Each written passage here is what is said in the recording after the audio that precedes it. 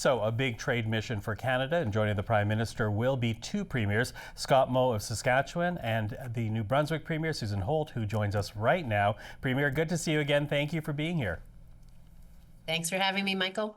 So overall, this trade mission will take the Canadian delegation to Australia, Japan, and India. But you're focusing your efforts on India because, and this is from the release that you sent out earlier today, you see India as a significant opportunity for New Brunswick businesses, institutions, and workers. What is the potential that you see in this trip? Well, there's lots of potential with what is one of the major economies of the world, one of the fastest growing economies of the world.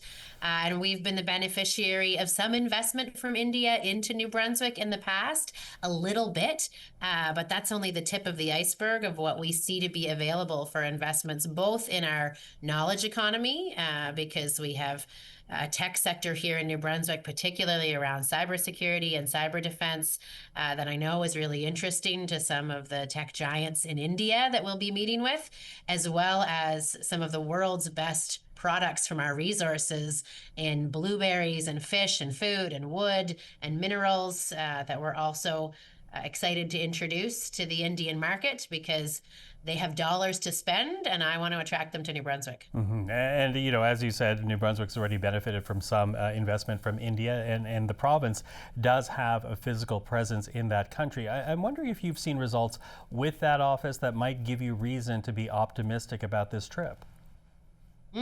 That's exactly right. We've seen those little bits of investment in companies like Teledyne Caris.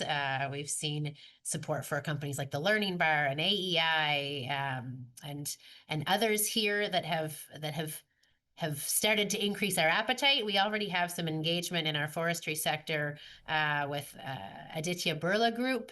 We see our global giants here in New Brunswick like McCain's that have footprints and really large presence in India. And so the exchanges between our two jurisdictions have been growing, but we see the opportunity to sell a lot more New Brunswick products and knowledge into the markets and the people ready to spend in India. So we're going to be leveraging the interest that we saw, the connections and the fit and the partnerships that have been formed, that the opportunities New Brunswick has jumped in and they've seen, okay, you know what, we've got a fish that bites. We're going to lean in and sell a lot more.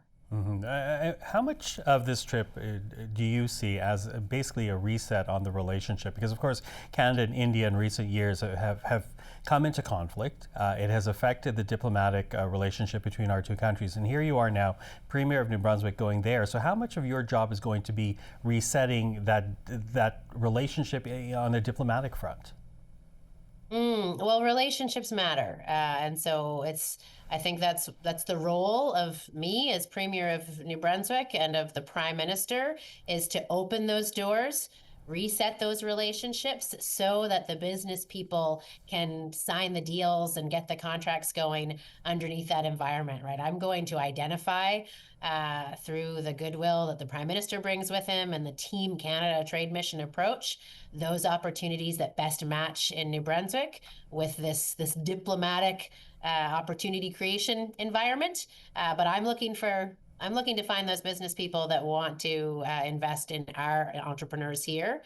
But thankfully, the Prime Minister is phenomenal at opening those doors and creating interest around the world from countries that want to do business with Canada, maybe instead of the U.S. right now. You mentioned the Prime Minister, and let me pick up on that point because this is your first overseas trade mission with Mark Carney since he was elected last year. We've seen the Prime Minister already sign a few deals, memorandums of understanding with other countries, but those deals have yet to bear any fruit, and that has led some Canadians to openly question how worthwhile these kinds of trips are. What would you say to that, especially when there are thousands of Canadians who have an immediate need right now to address their economic hardships? That's a great question, Michael, because New Brunswickers are rightfully impatient.